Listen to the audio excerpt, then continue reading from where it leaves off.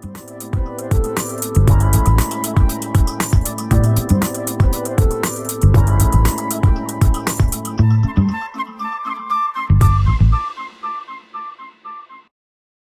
had a running order which was kind of motivation, money, marketing and sales, and then management. Our discussion earlier on suggests to me that I just want to cover the kind of the marketing and sales side before we start discussing money, because one of the big things coming back from the panel, and indeed what I find from people on Small Business Can, is that there's a perception that this country has lost the ability to sell. We have 10 years ago, Owen O'Driscoll wrote a report. He's the chairman of Forfos, and he identified the massive deficit in sales and marketing in this country. And 10 years later, we've done nothing about it. We also have people coming on the site who are saying, look, how do I take the salespeople that I've had for the last 7 years, who are really order takers, and make them salespeople? And I think it's an issue that Trevor, you're a techie, but you understand the absolute necessity for making sales. Yes, sales is critical to my business. I didn't raise finance, so my strategy was to actually grow the business as I grew my sales revenue, basically. Yeah. It's a lot harder. It is harder, but it's a lot more secure. And you don't owe anything to anyone at the end of the month, and so your outgoings are less. But I think if you get into business under the illusion that your product is great and people will come to you nowadays, then you're very foolish. I'd have to admit, as a technologist, I would have come into running my own business very much blindfolded. Very good at what I do, but no appreciation of the other functions within business. Yeah. Because as Ian and Jill pointed out, I worked in a corporate environment. A lot of time I was shielded from the other functional areas, like collecting the money. It's the simple things, making the sales, closing the sale, the amount of time and effort that goes into an actual sale before it even goes to maybe even the proposal stage, so. Yeah. John, and I'll come to you next as well, because you both have interesting sales models. You really are leveraging the power of the internet. You're a travel agent, you have a lovely niche marketplace, but you are really getting in there and understanding how the internet works for making sales. Do you just want to expand? Well, yeah, I suppose the key thing for me to the marketing mix that we have is understanding the market that we're actually directing it at. And right. For us, it is predominantly female that have children aged between 25 and 45. So once we've identified that market, we can then cherry pick the different kind of markets that we go into. But we do an awful lot, predominantly online. We do an awful lot with AdWords, but we are finding that social media is becoming much, much more important in every single thing we do. So Twitter, Facebook, LinkedIn, and different forums. For us, we find pretty much our target audience is on the internet all day long, particularly during the working day. So we are looking at live chat whereby we can actually, we actually get emails saying, do not call me, at work. Email only, cannot answer phone, and the emails are going back and forth all day long. So that's why we're just piloting live chat at the moment, whereby we can actually answer exactly what they're saying once the actual inquiry comes in. And we also do press advertising as well to a little, smaller scale, and some specialised magazines. But predominantly, 80% of what we do is social media and managing the forums, because the forums are becoming extremely important for us. There's people out there looking for knowledge, looking for guidance, and it's just being able to be in the right place to be able to answer those people that will then generate a lead and then lead on to a sale. How do you keep ahead of the game? You're selling a product which, okay, it's very niche, but other people can put together packages to Euro Disney, and other people can come on the internet. So how do you keep ahead of the game? Well, I suppose two reasons. The first thing is, if you go onto the internet and get a price, we're actually cheaper than what you are online. So straight off, we have a much better bargaining position because we're going to be cheaper than if you did go direct. But our USP, if you like, is the whole concierge service. It's basically taking your hand and bringing you the whole 3 or 4 days and adding value to what you're getting. It's all about adding value, not discounting, not seen to be absolutely bargain basement, but we're giving you so much more. And as well as that, we're impartial, so we're independent.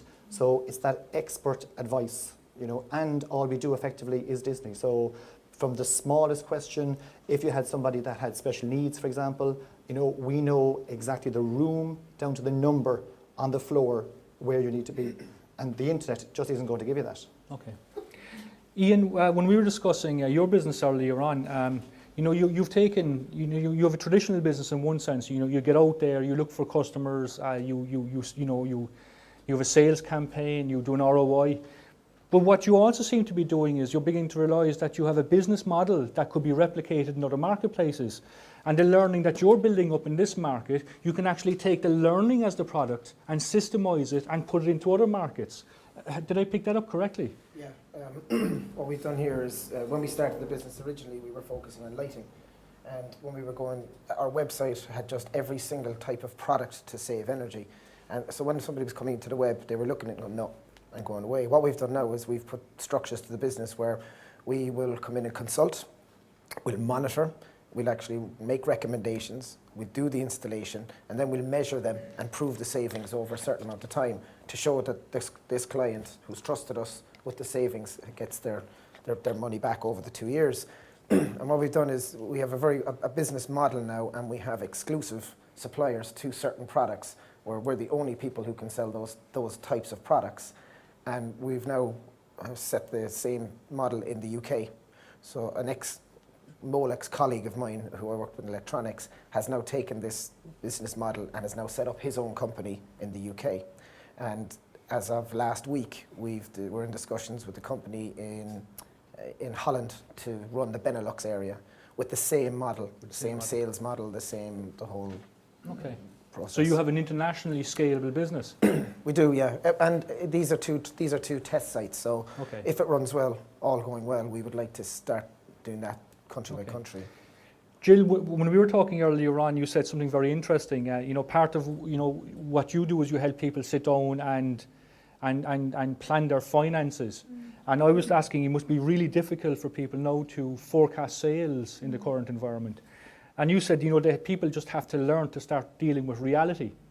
How do you actually, if you have a business, maybe that's, up in the last 2 years that have come off the cusp of the boom and are getting their costs right and are trying to forecast. How do you actually say, look, there's a new reality out here? How do you help them get real firm forecasts that stand up in reality? Yeah, well, I suppose, what we'd advise all our clients to do, whether they're in the service industry or in different type of industries, is, even if it's a very simple tool, is to keep, an Excel spreadsheet of what you do a week, what your sales per week.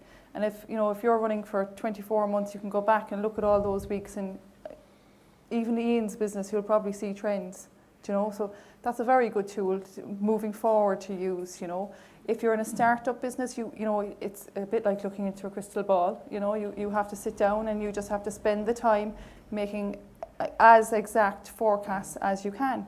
And I was telling you earlier, about an example of a client, because it can make such a difference to the decisions you make at the start and how you structure your business.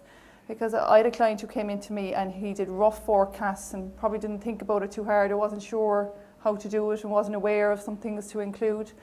And he had forecasted that he needed to get an investor. And he had all arranged. They just, he said, I want you to look over these documents. And he was giving away 30% of his business when really he was going to start making money on day one and really hadn't included that in the forecast. He didn't need that investor. So we advised him to borrow from a bank. And if he had gone down the wrong road and taken on an investor just because he hadn't done accurate forecasts, that investor would have made back his money in a year. He would have really given away a large chunk of his business when he didn't need to. So, for startups, it's people say forecasts, and they're you can't really do accurate ones anyway. You have to sit down. You have to do it as accurately as possible. But it shouldn't be an expensive process, It should be, I think it was Duncan Ballantyne who said, a good accountant can do a forecast on the back of a packet of fags.